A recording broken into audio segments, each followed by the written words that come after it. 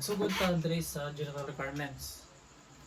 So sa mobilization and demobilization, ang ibutang na diri is lot. Pila man ang imuhang lot. So ang ibutang ako diri is imuhang kuan, ang imuhang square meter gani with respect.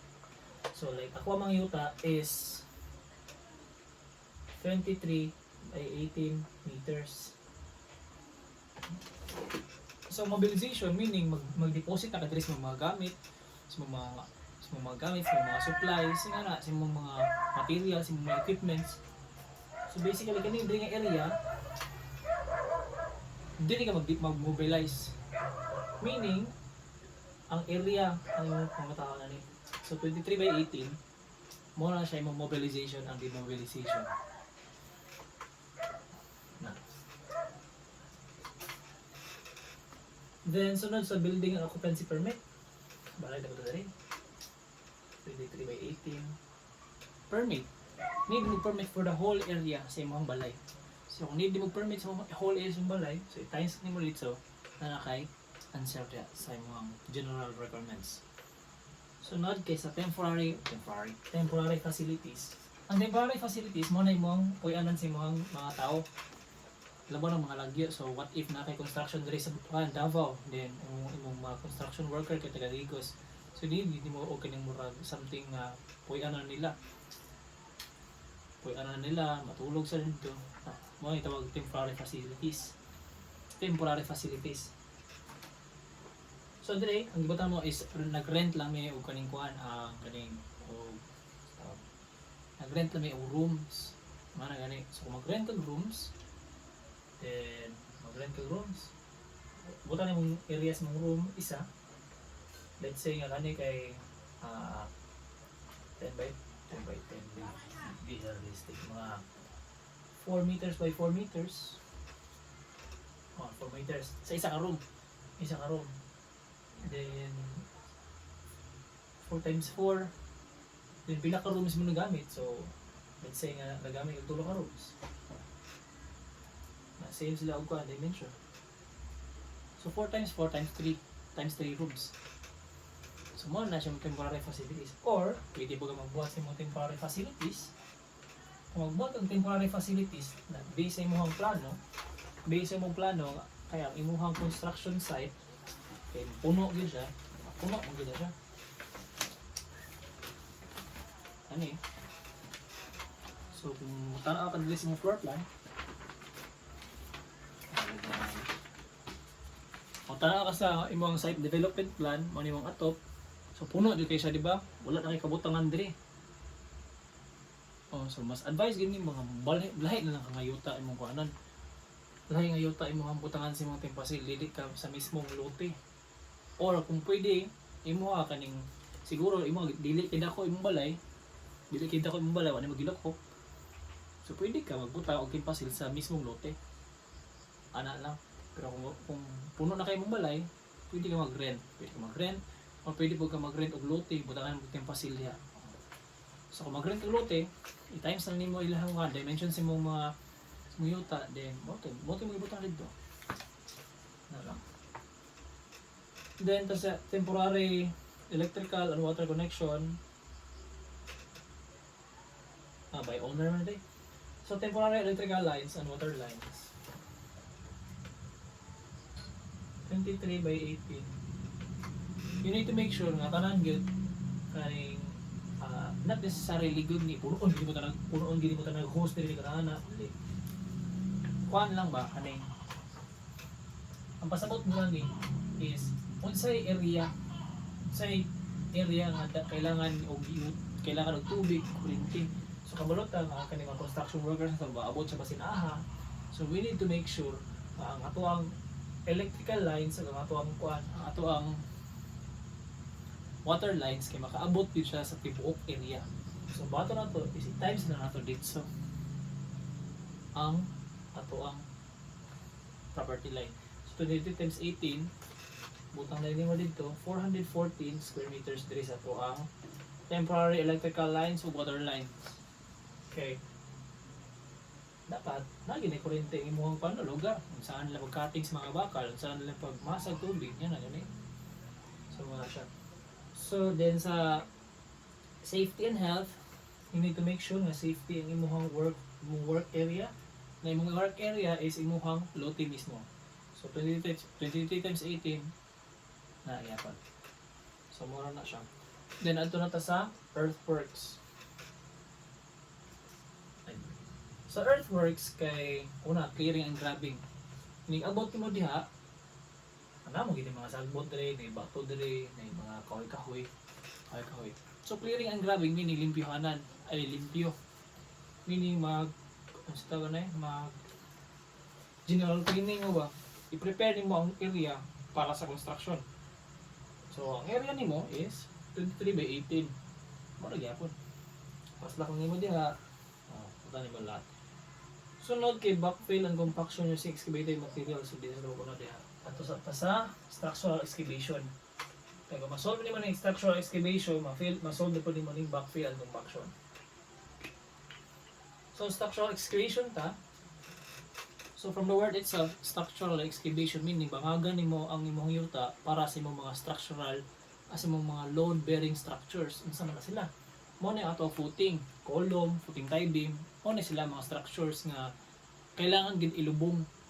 Ilubong gid nimo. Ilubong gid nimo. So, first is solve nato footing. Footing ta. Then base sa atong sa atong schedule natin 1 meter nga depth muning kalalumon sa imong footing. So nakabalo ba tanong nga ang ato ang in terms of volume is length times width times height for one footing. So i-times na nimo sa number of footings.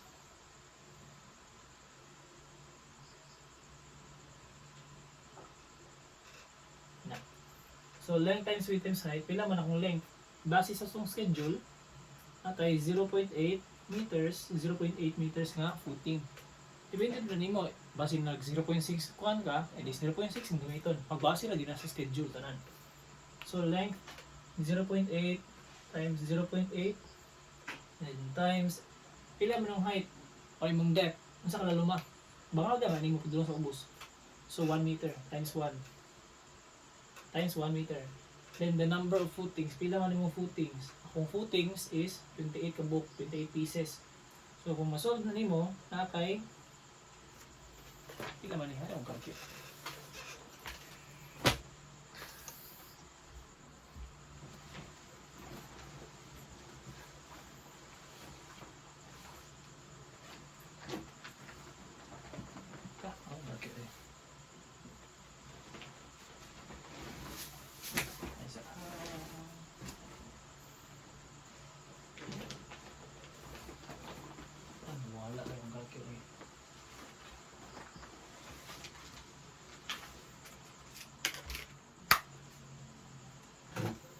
So 0.8 times 0.8 times 1 times 28. Meaning ako 17.92 dari. 92 cubic meter. So dili pati mag-end dari. Kaya ang footing tie beam ni na to ilubong. So kung di na to ilubong ang footing tie beam, so hindi pa na to siya.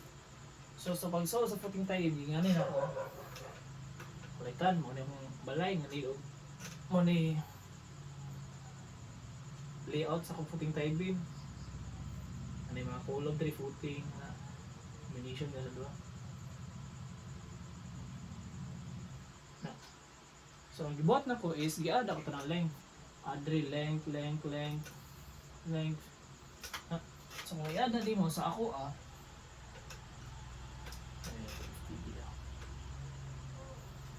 FTB. So sa ako na ko ay 59.6 meters. Total length na total length na tanan sa imong footing tie beam. Times schedule. Pila man mo schedule sa imong footing tie beam. So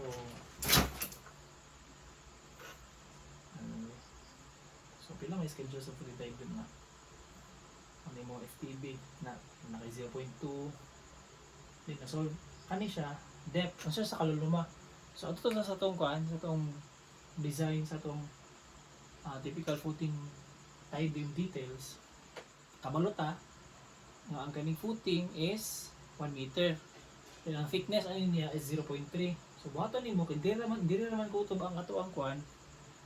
Atong footing time minus ang nimo. So 1 meter minus 0.3 nakay 0.7.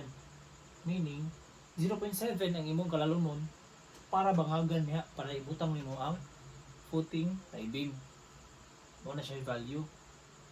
Then i-times nimo sa imong thickness 0.2. 0.2 ba ni siya by 0.3 ang schedule sa to ang footing tie beam. So makuha na to line times width. So 0.3 meters times 0.2 times imong kalalumon 0.7 na. So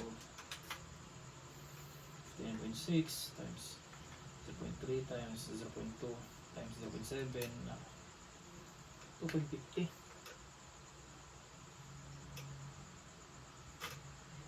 2.50 cubic meters. CUM. So i-add na nimo siya. Then muna na imong ibutang dito sa imong structural excavation o sa imong backfill and compaction. Ano man? Manang ibalik man siya butang dito sa backfill and compaction. Kaya ang katong yuta nga muna kuha dito, imo na kabkab. Inig human og buwas sa mga semento sa mga footing, imo man nang ibalik dito. Imo man nang ipakumpak og balik dito. Imo man iabog balik dito para masirado tong bangag. Diba? So basically same sa value. Na siya gamay sobra kay na siya mga semento na gani. So kato mga sobra dito na siya mabutang sa hauling and disposal. Pero wala na ko ginasolve it so yung blong mag-compaction pa man diri sa kuan sa embankment para erase nimo imong FFL na so diha ta. So para continue na to explanation na kung ang sobrang yuta pwede na butang diri adto ta sa embankment and compaction. Sa embankment and compaction kuan man na siya ang embankment and compaction kay pag raise ganit sa imong FFL. So ako kay na kay FFL nga 0.6 meters. Sa ako na kay FFL nga 0.6 meters. Na kailangan magiday nato punuon ni tanang semento. Kung punuon ni man lista ng semento, mapildi ka kay daghan ka gastahon nga semento, balas og kaning sand. So ang ginabuhat diri is ang akong gibuhat diri is 0.1 lang ang kuwang semento thickness. Pwede ka mag 0.12 na good na thickness. Pwede ka basta mabasa sa libro sa thickness ato ang slab may tawagan slab. So ano kay FFL na 0.6 na pug kay thickness sa semento nga 0.1. So pwede natin na ma-solve. Pila man ang atong embankment and compaction. Sana na. So ang buhaton nimo is pagkitaon nimo area ani area. So ang makuha mo na is area times FFL nimo minus sa imong thickness sa slab. Sa semento ba? Kung yung thickness mo slab. So mo na siya. So let's say nga nakoy area nga 15 square meters. Then FFL na ko 0.6. Then minus 0.1. Wala siya makuha. So 0.6, 0.5 na meaning na kay volume needed nga 7. Meaning na kay volume needed nga area then FFL then thickness mo slab. Meaning na kay thickness needed nga 7.5 cubic meters. Meaning 7.5 cubic meters ang imuhang i-butang diha.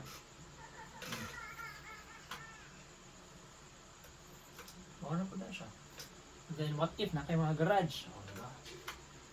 So layo na pag mo nag-solve. Alitan ang garage mo diri, garage diri. Area 2. Alay ba FFL ang kanang garage no? Depende. Sa ako lahi ako FFL sa garage, ako kay 0.200. So 0.200 plug in diri sa atong formula. Ang uban ko sa to napod tay same nga Ang uban sa ato kay naa sila same FFL sa ilahang balay gyud. So pwede ra to nimo isa og solve ana lang. Pero kung maglahi, edi mag-solve ko usab din i-add mo tanang value. Mo na mo ang total embankment and compaction na answer diri sa ato ang estimates. Then sunod kay embankment gravel bedding ta. So sa gravel bedding adto ta sa atong foundation plan.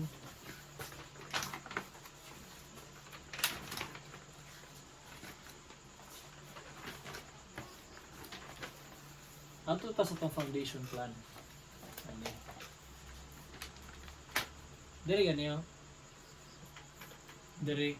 Parang diyan ay gabutang 100 mm thick gravel base. Mo ni pasabot gravel bedding. So kung mao ni mong footing, ano yung footing? Mo ni mong footing. Ano, sila lo man na mga balas-balas. Balas-balas. Buta nagbalas-balas. Kung saan na siya pag-solve ron. So, makasolve na to na schedule sa footing 0.8 meters 0.8 meters. Then, pila yung thickness yung kuhan, yung balas, yung bato-bato. Pila yung thickness. So, ang ibutan dali is 0.1 meters base sa schedule. Dali sa typical tie-beam footing details. Dili ka magbase, ibutan mga to sa plato. Lain mo mabutang to details sa itong plano, din dili na ito gamiton. Di ba? So, direct na magbase yun. So, 0.8 times 0.1. So, gravel bedding is equals to 0.8 times 0.8 0.1. Then, number sa mga footings. Ang footings is RDI. Okay, 28 pieces. We take a look. So, makuha di mana is 0.8 times 28 na. So, need na ko og 1.792 CUM nga gravel para sa gravel bedding lang. Na. And wala na may lain nga nag-need og gravel bedding. Siguro na siya. Footing kami kailangan ng gravel bedding.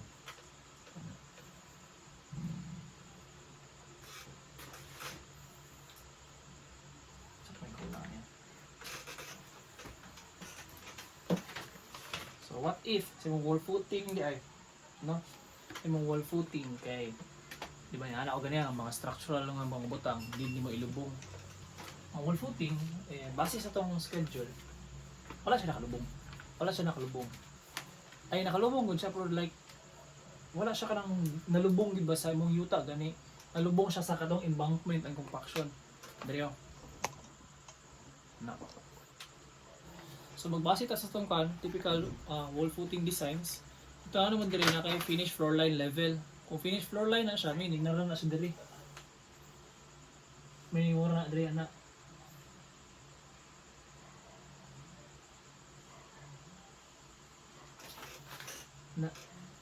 So, kung diha gibutang di na kailangan bangag. Although kailangan ka magbangag diri sa imong although kailangan nimo magbangag sa imong gi-compact nga yuta,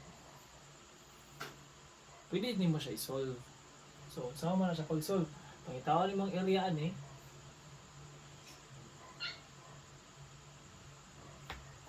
Pangitaon nimong area ani gani. Di times nimo siyang total span. Basta mo na. Tamo na. Dahil ay mga wall footing din na ay ano lang. Dahil na ay wall footing yung aning design. Na. Then wall footing man eh. Wall footing. So i-add mo na L length. Parang L. So area times length na nakay volume. Then minus nimo sa imuhang area. Wala na ko.